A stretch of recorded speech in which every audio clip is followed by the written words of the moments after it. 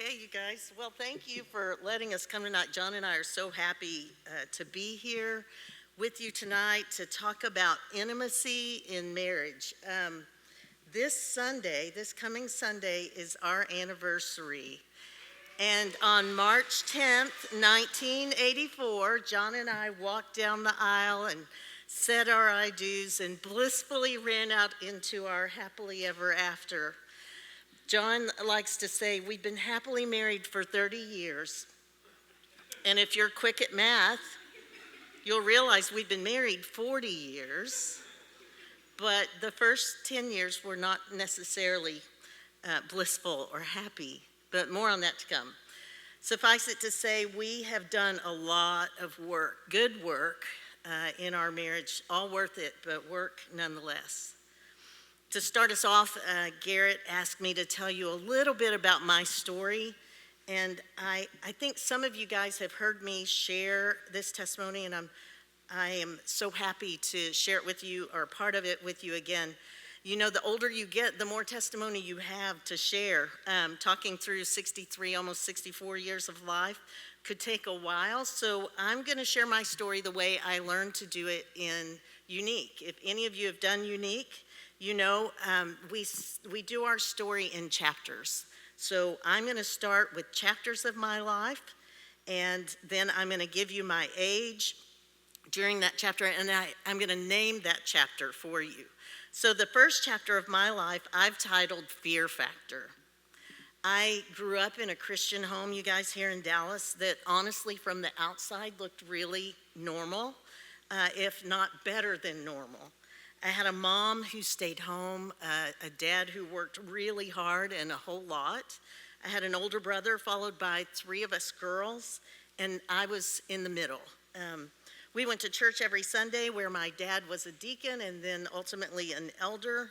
We were the fun family in the neighborhood. My mom was great. She would make these little ice pops in the ice cube trays, and the kids would all come over and she'd wrap them in paper towels and we'd all get these little ice pops regular. She always had these great snacks ready for everybody. But my dad was really the fun one. He was kind of over the top fun. He was the one at night that would go outside and play bicycle tag with all the kids or hide and seek. All the outside games that you could play at night, my dad was out there with us. Everyone thought he was just the greatest. But what most people didn't know was that my dad was highly volatile inside our house and that he was a rager in our home. And honestly, you guys, it didn't take much of a mistake on the part of his children to just set him off. I don't need to go into all the details of what that looked like, but as a nervous child, I began to develop some really significant signs that something wasn't right. I wet the bed forever. I sucked my thumb forever. I had this nervous twitch that I did with my face that everybody was like, what's wrong with that girl? I struggled with eating. I ultimately got the shingles when I was 13, and that's kind of a nervous condition too, or, you know, exacerbated by nerves. More than anything though, you guys, I developed and probably wasn't aware that I was developing this desperate need for someone to love me unconditionally. It was 1970 when my dad was 34 years old and had what we called then a nervous breakdown. John can tell you more what it was really, but all I remember is that he was hospitalized for 3 weeks and away from our home for several more months. In that time, though, you guys, the most important thing that happened, and honestly the thing that probably changed the trajectory of my life, was that my dad really gave his life to the Lord. Now, mind you, we'd been at church all these years. From the time I was born, we were in church. But I saw a difference in him. He gave his life to the Lord. He began being discipled by an older man, and he came home to our house a different person. He was still intense. There's no question about it. He's type A. But there was more of I'm going to call it a gentleness, or maybe a rational thinking.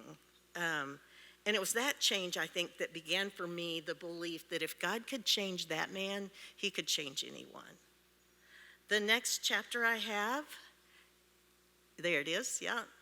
From age 10 to 20 was called Fantasy Island. And you guys, a lot of it I'm going to attribute to the fact that my dad was a different person. In all honesty, our family really did have kind of an idyllic life during those years. We moved out to Kaufman, which is just about 30 miles southeast of here. It's a small community with about 5,000 people where everybody knew everybody. I grew up on a farm where my grandparents lived across the field with cows and horses and tractors and trailers and barns and ponds. My dad loved toys. That never stopped for him. He still loves toys. So we always had motorcycles. He even built a little dirt track out on the field. So you can only imagine that kids love coming out, especially the boys, you guys. So it wasn't hard to be popular when your dad loves all the toys and has them out there. We went to church every Sunday and stayed all day long because my parents were involved in the youth ministry. And we even eventually started Young Life in our home on Monday nights. I was a high achiever throughout school, so that didn't hurt things. Life seemed really great, but what I didn't know was that even though my dad didn't rage at me any longer, I had never really worked on my desperate need for love, and I would carry that legacy with me into college. Off to UT I went.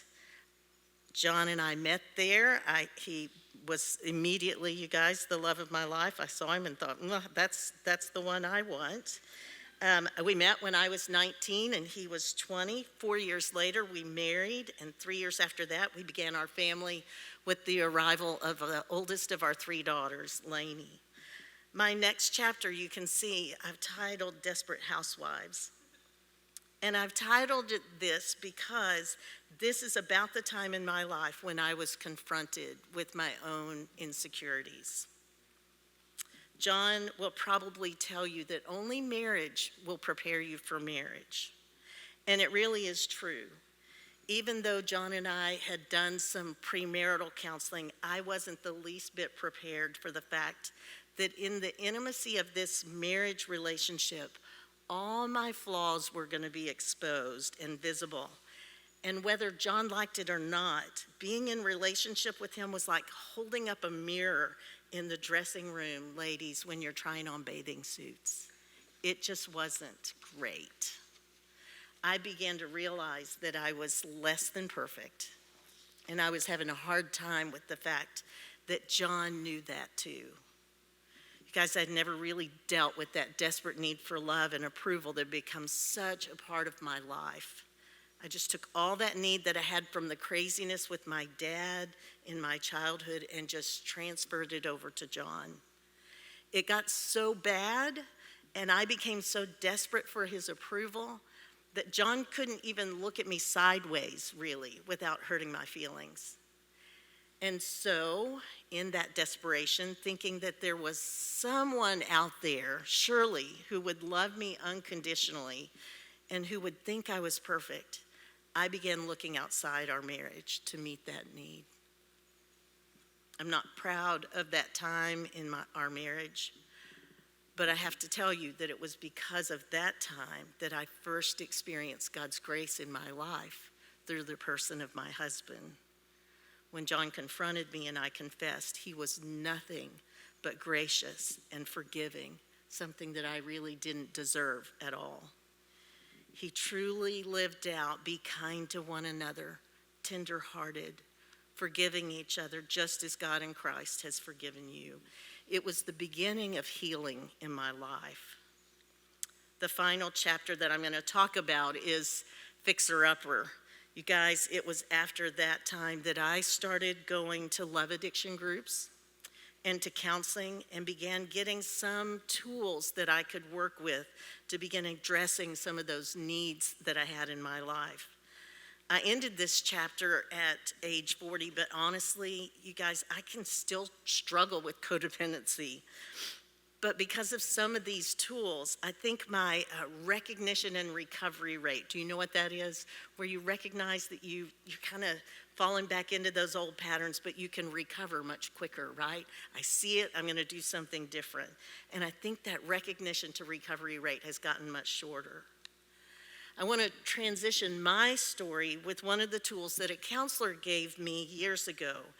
And it's a tool that I believe has probably done more to encourage the health on my part in my relationship with John, because it's a great tool for a codependent person to think about.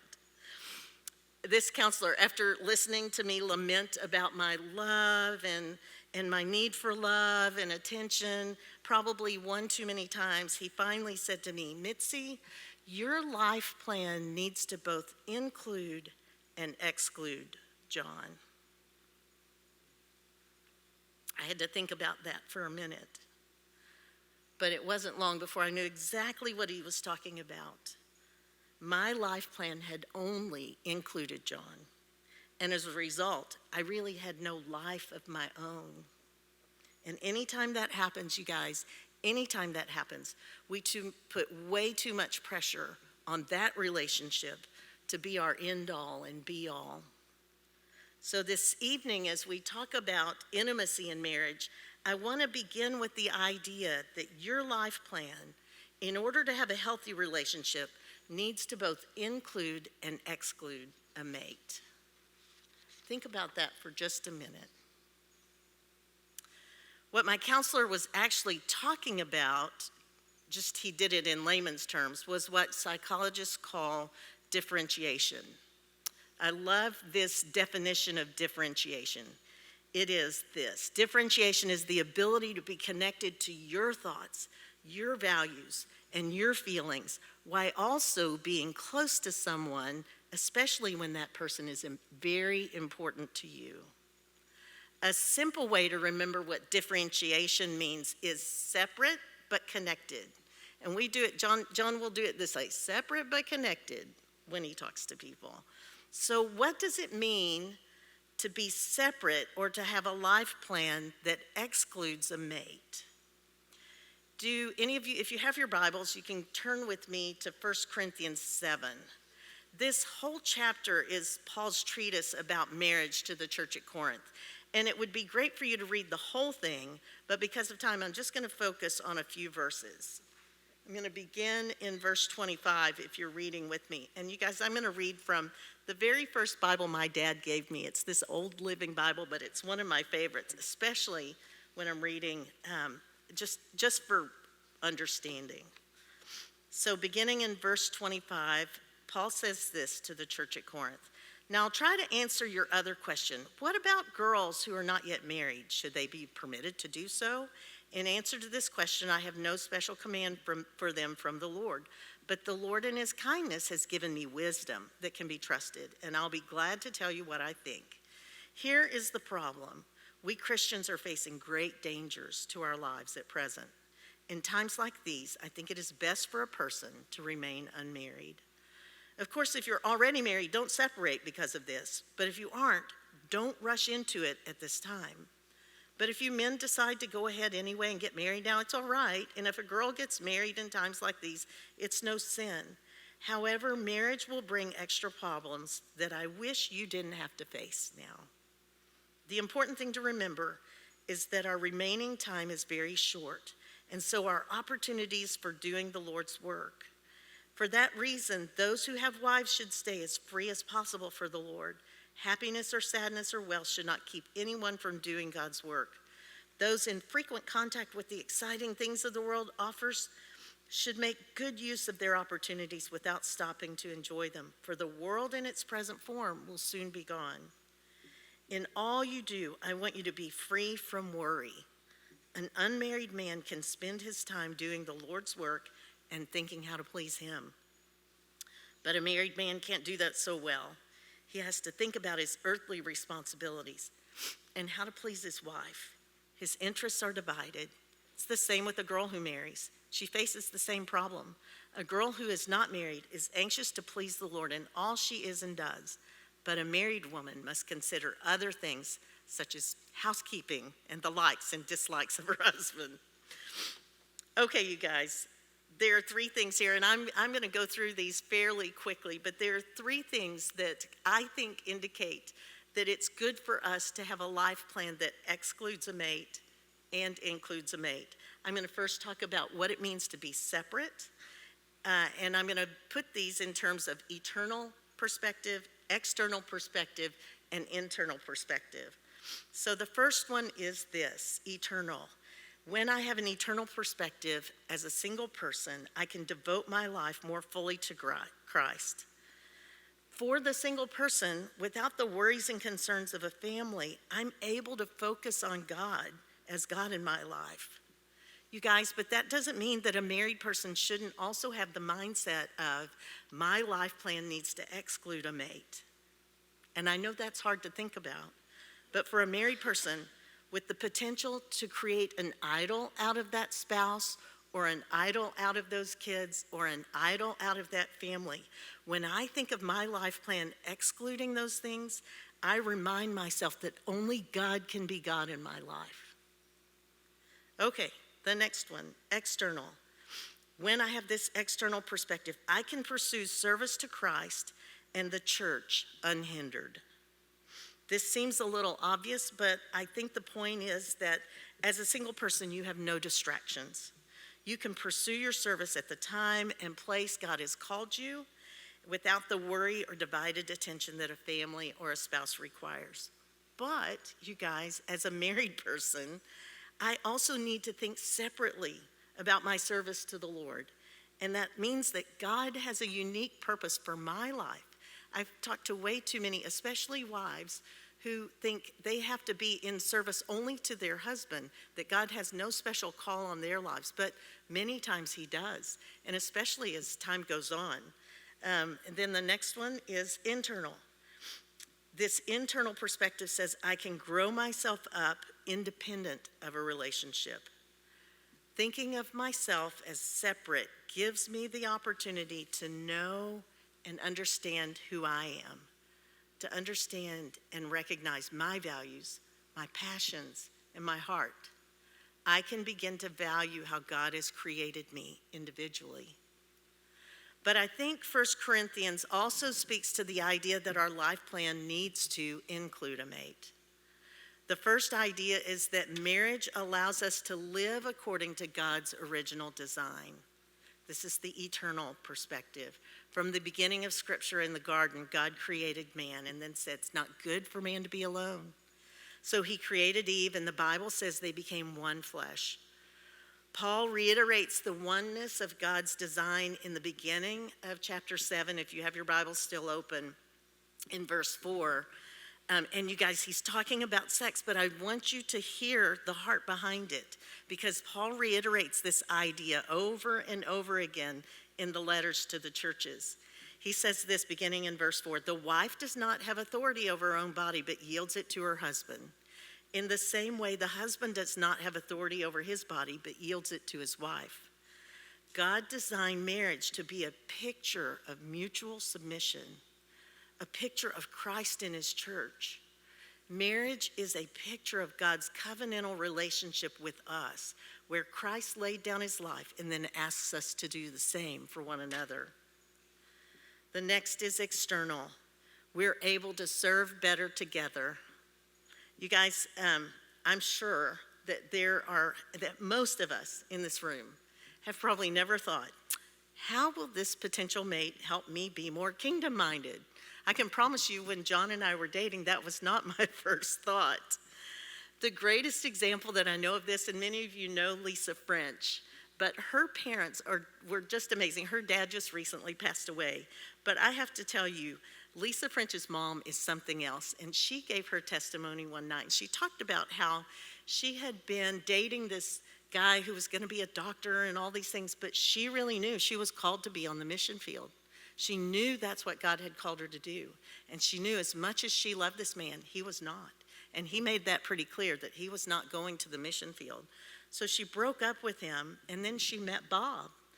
And then Bob began pursuing her. But she didn't like Bob. She said, she got on her knees and she said, "Oh God, please not Bob. He's so boring." And funnily, happily, whatever, he said in that time that she's telling the story, he goes, "And I am." But you guys, honestly, watching the two of them together, and knowing that they had spent years together on the mission field, and then just watching the sweetness of their relationship. I don't think in all my years of meeting couples, especially ministry couples, I don't think I've ever met a sweeter, more honest and loving relationship than the one that I saw between Bob and Colleen. Last, we have this internal opportunity, you guys, in considering the idea that our life plan needs to include a mate. And that is, we grow ourselves up in the crucible of a committed relationship. Paul repeatedly mentions throughout this chapter that if you're married, stay committed to that relationship. Why, you guys? Because it's in the crucible of this committed relationship that life change can really happen. I know some of you have heard me talk about a crucible. A crucible is that thing that metal workers or jewelers use, where you put it in this little bowl and put the metals in there, and then there's a flame underneath it, and you turn up the flame and the metals melt, and then the dross or the bad stuff comes to the top. And you have this opportunity to remove the bad stuff so that you get this very pure metal. Well, you guys, that's what marriage is. It's a crucible. And you're going to be in this relationship, and you're going to be committed to staying in that relationship. But bad stuff is going to happen. Conflict is going to happen. John's going to come up and talk about why we do conflict on the regular, but conflict's going to happen. And we get this opportunity in this committed relationship to let the heat be turned up and to work on what are those things that we need to work on in this relationship. One of the sayings that John brought and coined and brought into our marriage years ago is that conflict is inevitable. It's a great opportunity, you guys, for us to grow ourselves up. And I want you to know that the more intimate you become, and as you're allowing yourself to be known more and more in a committed relationship, you're going to continue to see some of that bad stuff rise to the top. And you have a choice. You can either deal with it, you can sweep it under the rug, or even worse, you can just jump out of the crucible altogether. But if you want intimacy in your relationship, this is the commitment that you make, that I'm going to stay in there and I'm going to work on these things. Not on your things, I'm going to work on the things that God is bringing to the surface about my life. John's going to come up here in just a minute, but I want to give you a few minutes around the table for you to talk. And I'm going to give you a couple of questions that I want you to talk about around your table.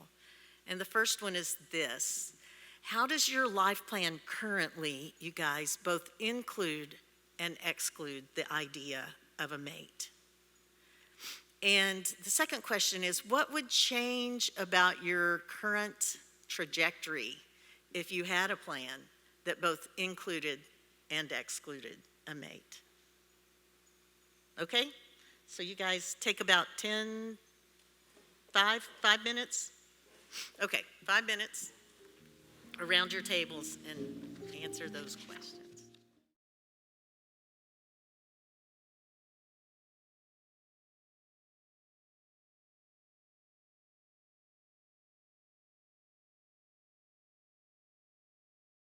Three goals, huh? Three, still three. All right, here's one. First one is I just want to glorify God, okay? And then I want to pass on some information, edify you. And then the third one is I just don't want to embarrass my wife, right? That's a simple goal. Yeah, those are good goals. You know, the first sermon I did at the church years ago, like I said, I've been here 30, or I was on staff for 30. They said, "John, would you like to do a sermon?" I said, "No." Because I knew I was a therapist, I'm not a speaker. And then something happened, and I was doing this workshop, and then God spoke to me. He said, "You're supposed to get up there and talk." And I was like, "Okay." And so I went back to the pastor, and I said, "You still have that?" It was like 3 days or 4 days before the sermon. I said, "Do you still have that? Did you fill that spot?" He goes, "No. God told me to wait." And I told Mitzi I wouldn't cuss, but I was like, oh my gosh. So I got busy. I'm working on it. This is probably a week. And when I get anxious, anyway. So I was very anxious. And then the day comes, and we had a long auditorium. It was an office building. And it went all the way back, probably where the doors are going into the auditorium. And Mitzi, I see her standing way in the back, next to the door. She didn't come down and sit on the front row, and she didn't, she wasn't there before, I go, I know what she's doing. She's ready to bolt as soon as I just lay a turd up there. But anyway, it was all over, and did that embarrass you? That was my third goal. But anyway, point is, it was okay, and I survived it. And they actually asked me to do several more sermons over the years, so it was fine. Now, I was here to talk about attachment theory. Now, attachment theory is this idea that, if you're familiar with attachment theory, raise your hand. So there you go. That's a good, robust group of people. So attachment theory, in the big picture, is we grow up in a family, and it's everybody's, like Mitzi said, in Genesis, everybody is hardwired. God fearfully, wonderfully made us, and everybody is hardwired to connect. We all want to do that. So you can imagine this little baby. He comes into the world, and he just wants to connect with somebody. And it's supposed to be his parents and, grandparents or whoever. And to the extent that these people connect emotionally to that child gets to grow up with certain characteristics that are called a securely attached person. And a securely attached person grows up, and there's some slides, and one of them is attunement. Why don't you fast forward to attunement? But attunement is, she gave me this. Attunement would be something that, go to the next one. There you go. These people, they have an awareness of my emotion. They can turn toward my emotion. They can tolerate my emotion as a child, right? They understand the emotion, and they have a non-defensive listening to my emotions, and then empathy toward my emotions, and all of that leads to a soothing of my distressed emotional state, right? Because a baby, the first 2 years, they have an inability to self-regulate their distress. Yeah, and then what they need is, Mitzi's really good at this.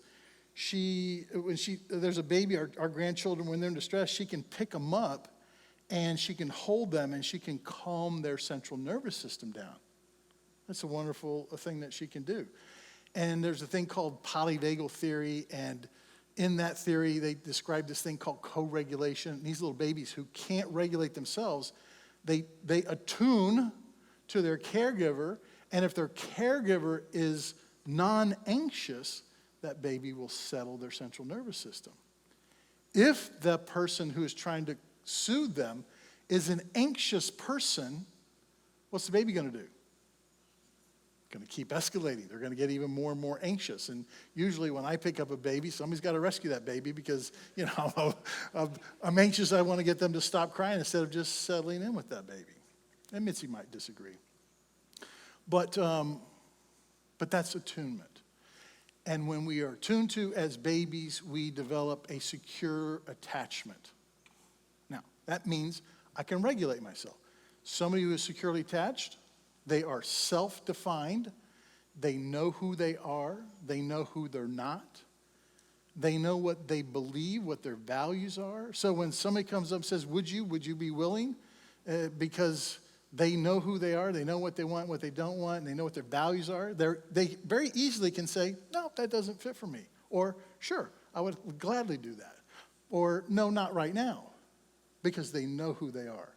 And in the scripture, God self-defined in a very parsimonious way. How did God self-define? Bible scholars. Huh?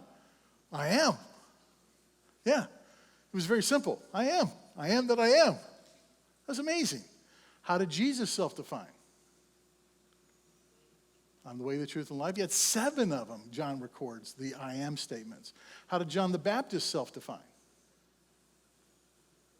Are you the Messiah? No. Are you Elijah? No. I'm just a voice in the wilderness. So it's everybody's task, it's a developmental task to self-define. If you do not have if you're not working and paying attention and you're not mindful about who you are, then you're susceptible to any wave or any wind that comes along. You don't know. Now, the other thing that securely attached people do is, if they got this attunement stuff when they were growing up, is they can self-regulate. They can regulate their thoughts, they can regulate their emotions, and they can regulate their behavior. That's what securely attached people do. Self-define, and they regulate the thoughts, emotions, and behavior. If you didn't get the attunement, and then you developed an insecure attachment, and there are two prominent insecure attachments. And and when Mitzi told her story about her life growing up, all you would have to do is if we were to do this makes it so easy. She comes up and tells her story, and then I say, well, my life was just the opposite of that. It's really simple. Nobody paid attention to me. My mother, at second grade, the teacher came and said, hey, John can't spell.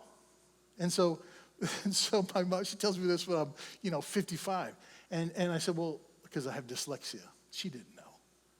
And I said, well, I was talking about dyslexia. She goes, that's interesting, because the teacher came and said, da-da-da. And I worked with you for 2 weeks. And then I got so frustrated, I quit. And I said, well, Ma, what happened then? She goes, well, what do you mean? Well, I couldn't spell. So what happened then? She goes, and she would do this all the time. She'd go, I don't know.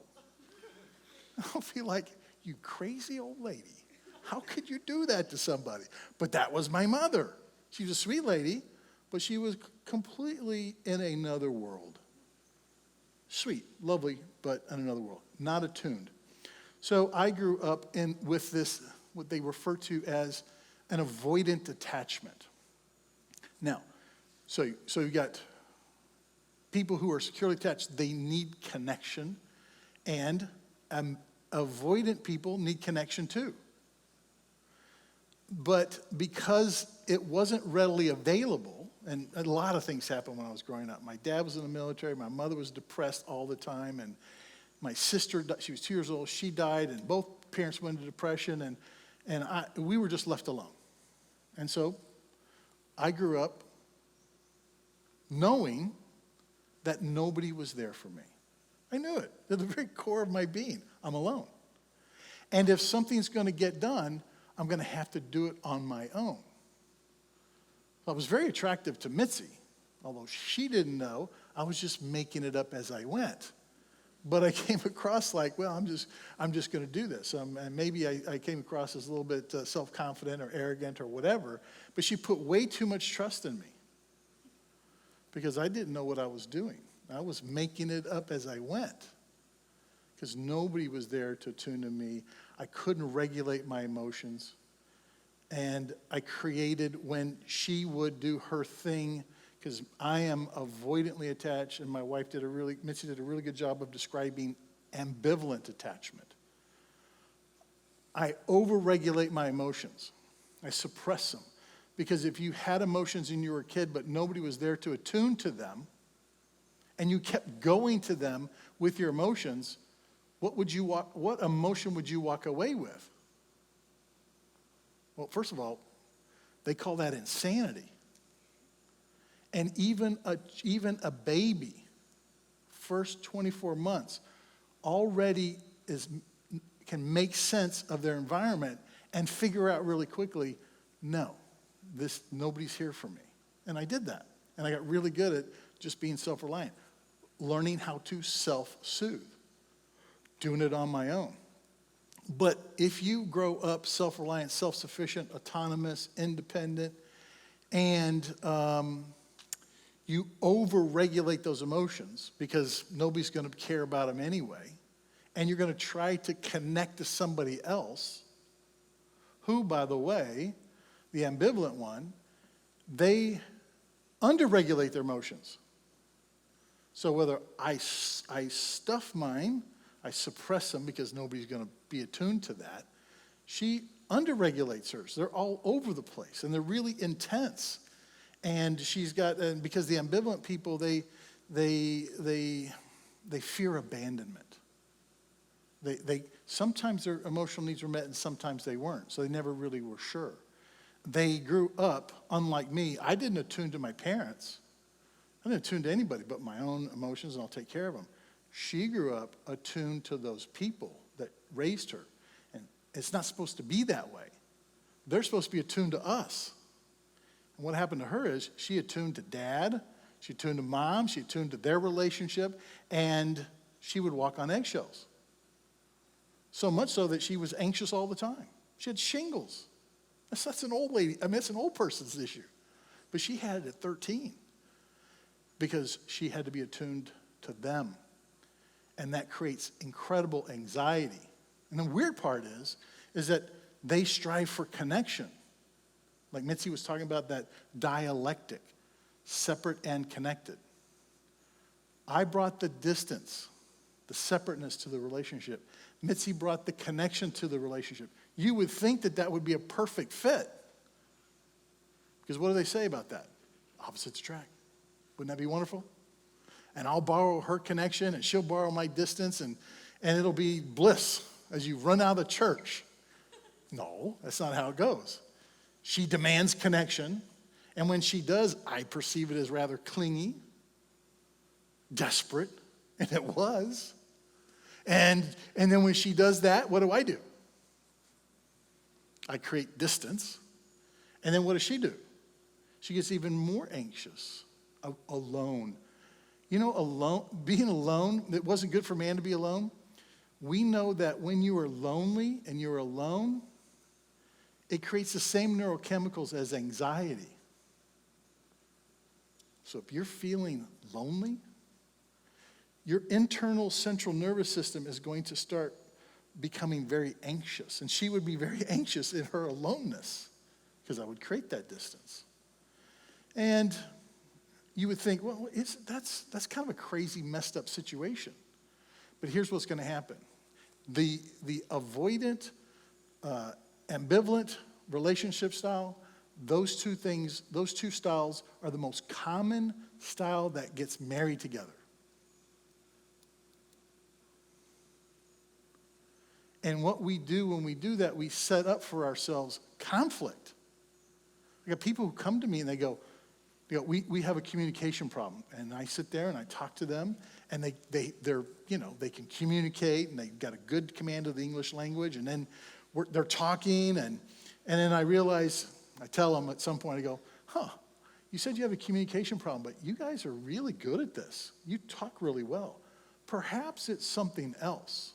And they go, well, and it's the most wonderful thing, because couples get stuck in their own narrative about their relationship and about each other and about themselves, and they're hunkered down on that one narrative. And so what I do for them is I give them a new narrative, a different story to tell. Oh, you don't have a problem communicating. You have a problem regulating your emotions. And I give them the attachment style assessment, howwelove.com. So if you're curious, what is your attachment style? Go to the website, howwelove.com, and then you will be able to ascertain your style, and you can dive into that website. It's a faith-based one, which is what I like about it. And you can learn all about that. But what's going to happen is, Mitzi talked about the crucible. It's a built-in crucible, because what I need to do is, it's a dialectic. A dialectic is two things are opposite, but they're both true. You all know what dialectics are, because your faith is full of them, right? Sovereignty of God, man's free will, Jesus God, and he's man. You know, that thing, that's a dialect. Two things are opposite, but both true. And so the middle path is what we have to hold the tension between. The middle path is securely attached. So when you have a couple that's one is on this side of the dialectic and I'm on the other side, and in the middle path they're securely attached, guess what I'm trying to do? I'm trying to convince her And I used to tell her this all the time, and I confess. By the way, I just need to clarify something. I never went into a dressing room and told her that she didn't look good in a bathing suit. That was I don't know where you came up with that, but I just wanted to clarify. I would never do that. If you girls are taking notes, that's not me. All right, but anyway, so the point is that what we would do is, I'm on this end of the dialectic. And it just makes sense, given my family of origin, that everybody would want to be here. It's safe. And I self-soothe my sweet little central nervous system. I self-soothe that by creating distance. Mitzi, I think she knows this, but at night, I'll be doing my notes from the therapy, and she'll be hovering around. She'll want to come talk to me, and I'll put it down, and I'll look at it. I know she's probably sensing that. Would you just go away? I got things to do. I'm sure. I never say it because I'm not that guy. But then what happens is she goes away, and back to her bedroom, or our bedroom, and you know what happens to my central nervous system? It settles. It's the weirdest thing. And I finally feel calm for the first time in the day. Isn't that weird? Because I got some separation. I know she's going to be back in her room and on the phone and doing her thing. And she's preoccupied, and I can settle my own central nervous system. You know how she settles hers? Coming out and bugging me. I'm just kidding. But she's constantly making bids for connection because she's anxious. I mean, I wish we should tell them some crazy stories, but that's what we would do. We would do this. First 10 years was really bad. So what I would do is I'd stand over here going, this is how you self-soothe. And I'd say, invite her over here. But that's not her experience. She's trying to connect, and that's why I fell in love with her. She's a great connector. And then she would try to get me to join her over there, and I go, that's just crazy. I'm not doing it. I used to tell her, you're crazy. Or I'd say, you're crazy. I'd say, that's just crazy. I might as well say she's crazy. Point is, we learned that we have to walk ourselves to the middle path. We have to become securely attached, self-defining, and self-regulating. And that's how you manage successfully a relationship that's going to constantly be filled with conflict.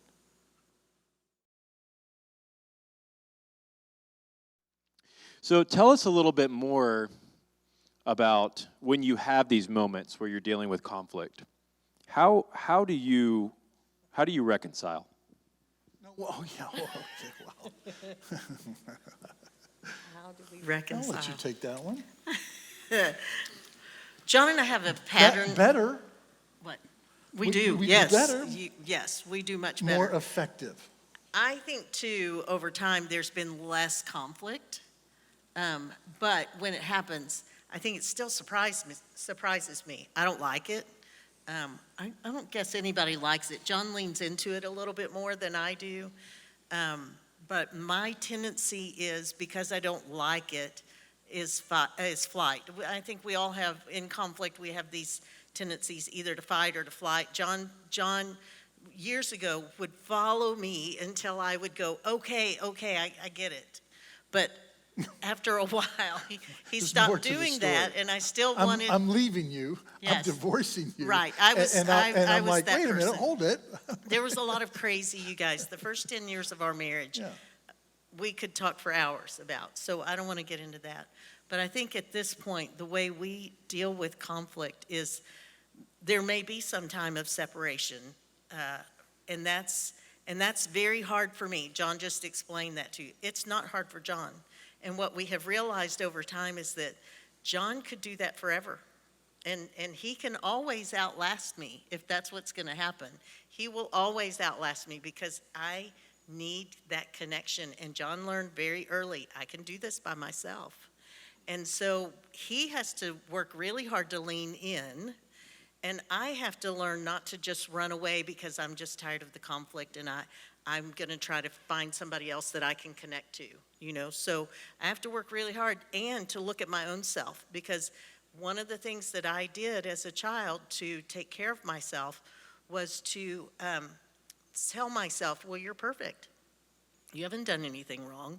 And to have someone mirror that to me, that, hey, by the way, you just screwed up, it's anathema to me. I cannot stand it. And so I have to work really hard to go to that place of humility to say, how did I contribute to this problem? And that is the time for me that I end up flat on the floor with the Lord, and I say, God, I know this is not about this. This is about my relationship with you.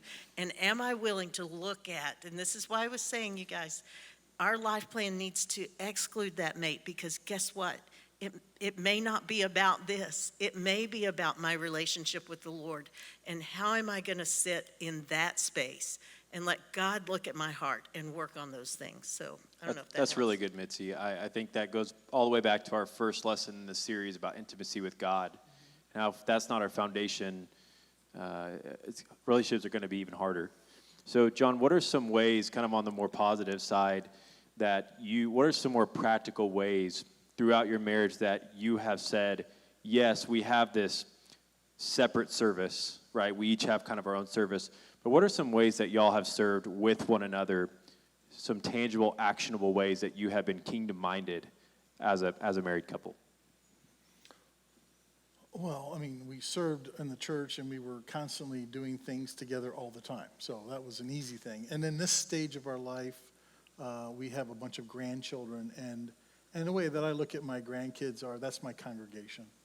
And I'm discipling these kids, and I spend a great deal of time building into these children. And so we relish that.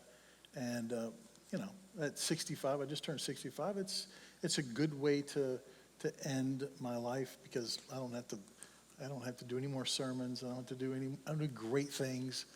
I don't have to do any more programs. I just get to be present and attuned to those kids.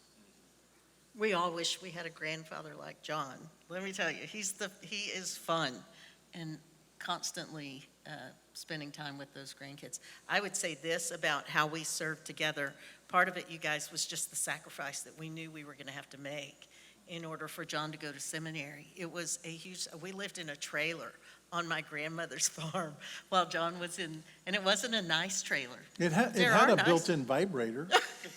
It did? Yeah, the cows would come up and rub. Yes, they and did. then the whole thing would just I shake. mean, literally, we were on the farm in a trailer behind my grandmother's It had an house. ice maker too. Yeah, so Built in, You because know- when it get winter, ice would form on the inside. You scrape Yes, that, and it you did. gotta make You a guys- little icy in the thing. summer, I called it the Easy Bake Oven. Yeah, Any of you you could have bake one of things those on your Easy Bake- counter. It was was just perfect. metal on the, it was crazy. But we did that, and you guys, I think, honestly, I wish that I had not lamented that time as much as I did in that moment. I It's a wish tale of two cities. The best of times is the worst of It times. really was. Looking back, The though, big trip was going to Hypermart and buying Yes, it was. $2 shorts for the kids. It's like, it is we can so buy shorts funny. for $2. This is great. That was our big trip out because, so, I mean, there's some bonding things that take place when you're committed to working together for the Lord. And when you're in ministry, this is weird. When you're in ministry, when we started this road, I thought I was a pretty dapper dresser, and I would go shopping for her when we were young, and we'd go to the haberdashery, and I would show up with, hey, try this one on. And then when we started having kids and went to seminary, my fashion froze at that time. For the next 20 years, I didn't buy anything new. It looked like I was right out of 20 years ago. It was really weird. Yeah. And is Now that look still what look you're at me wearing? now. Is that I'm still? so fashionable. Are those Lululemon pants? 'Cause, No, these I mean, are those, even better, man. Those look these nice. These are Robacks. Well, I have one last question for you guys, because y'all are going to keep having fun on the drive, on your time home and everything. But the last question is, if you look out over those who are here tonight, and even just those in our church, right? We are blessed here to have singles and married people, and the young adult category contains a lot of different demographics. So as we are inevitably in relationships and friendships with one another, and some people get married and some people stay single for a season, and how do you maintain relationships and do that in a healthy way that if you're married, you're obviously prioritizing your spouse, but how do you do that not at the detriment of another friendship or the community that you're living in? See, Or how have you done it? that's kind of a good question, I guess. The one, how I'd answer that is, we had lots of friends growing up in the church. We did lots of things. And dialectically speaking, the one constant in life is change. And so, that season has come and gone, and I find myself in a new season, and, I haven't yet reconciled that in terms of, but I got good friends I go to concerts with, and I hang out, and so I'm connected that way. We take trips all the time. We do things with others, and but they're bigger things. Yeah. And if you're talking about, and maybe this is what you're talking about, I have lots of girlfriends. John has some guy friends that he hangs out with that I don't necessarily hang out with. They don't want you to. Just kidding. I know. We have friends we hang out with, and I don't hang out anyway. I don't want to hang out with those No, anyway. you don't. But we have our own friends. I think Separate yes. and connected. There you go. And then we have some friends that we Yeah. do life together with together. But I think, again, you guys, the beauty of it is, and I know this sounds morbid perhaps, but when I realized I need a life plan that excludes John and includes John, right? So I'm not, the excluding John doesn't mean I don't also have a life plan that includes him. It's that dialectic of holding both of those things in tension. But it means that I need to have my own friends. And I have girlfriends that I love spending time with that John knows, and he knows them, and they'd probably enjoy hanging out with him, partly because he doesn't want to hang out with them. That's kind of the crazy part of it, right? But but I have my own friends, and it's good for us to do that, to have some sense of, no, this is my life, and I get a little of this. It's hard because time is short, right? We don't have a ton of time. And when you're a young couple and you start to have children, even less time do you have to be able to do those kinds of things, because your devotion, I think it's probably what Paul was talking about. My time is taken up with things that I have to be responsible for, that God called me to be responsible for. When I don't have those commitments, then I'm able to be more involved in the purposes of God that are separate, right? So anyway.